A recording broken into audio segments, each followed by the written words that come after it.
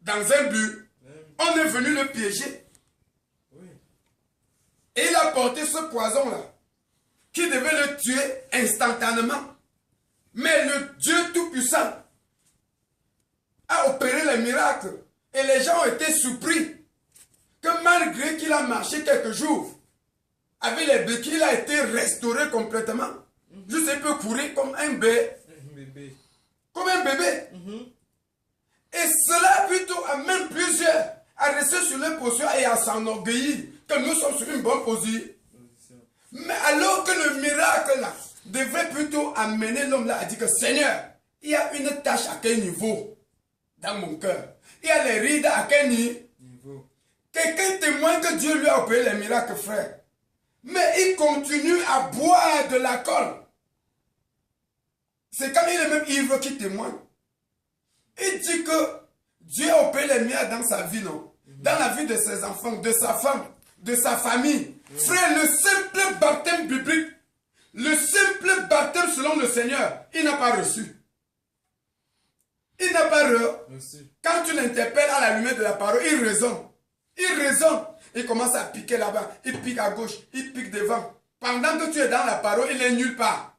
Il te dit plutôt que Jésus a même baptisé avec le sable. Il te dit que celui qui était à la croix, tu vois son choix, il choisit la place du brigand. Donc il devient un brigand. Quand tu lui parles de la parole de...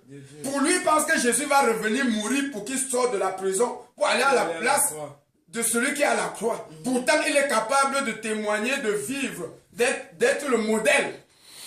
Ça, c'est un exemple. Hein? Donc, nous allons lire un verset pour finir. Sinon, ça serait autrement. Hein? Nous allons lire.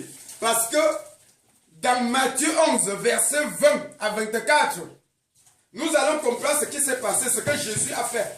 Et je vous dis, c'est la parole du Seigneur. C'est le divin modèle qui parlait dans ce chapitre-là. Nous allons lire. Nous allons lire. Je crois que, à la lumière de la parole,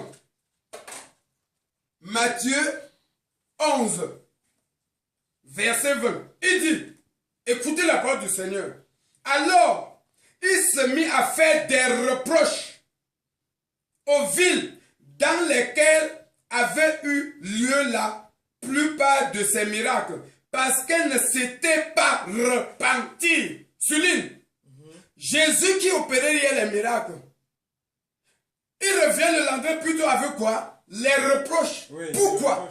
Parce que malgré les miracles, cette ville ne s'est pas repentie. À la suite des miracles, c'est le reproche, frère.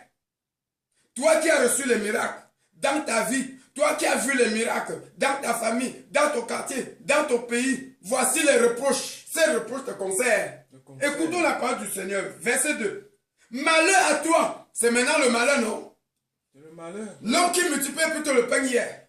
L'homme qui guérissait le paralytique. L'homme qui a guéri la femme de perte de sang. L'homme qui a fait telle chose. C'est le malheur maintenant. Écoute ce qu'il dit. Malheur à toi, Chorazin. Malheur à toi, Bethsaïda. Car si les miracles qui ont été faits au milieu de vous avaient été faits dans Tyr et dans Sidon il y a longtemps, que ce serait repenti en prenant le sang et la cendre. C'est-à-dire, non, nous sommes à Baboussa.